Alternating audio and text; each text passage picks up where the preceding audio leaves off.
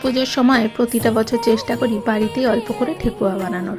প্রতিটা বছর ময়দা দিয়ে বানালেও এই বছর ময়দা ছাড়া শুধুমাত্র আটা দিয়ে বানিয়েছি। নিয়েছিলাম 3 কাপ আটা, তার সাথে নিয়েছি 1 কাপ সুজি, আর 1 কাপের মতো নিয়েছি চিনি, তার সাথে নিয়েছি অল্প একটু আখের গুড়, আর নিয়েছি ওই ধরে নাও 1 থেকে 2 চামচের মতো মৌরি।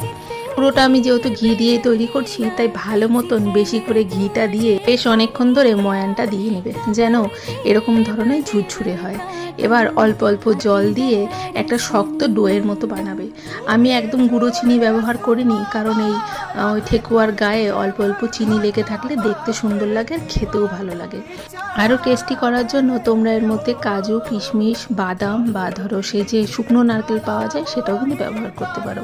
যেহেতু ঠেকুয়ার স্বাদ ছিল না, তাই চামচের পেছনটা দিয়ে ঠেকুয়ার আকার গড়ে সাদা তেলে ভালো মতন ভেজে নিলাম।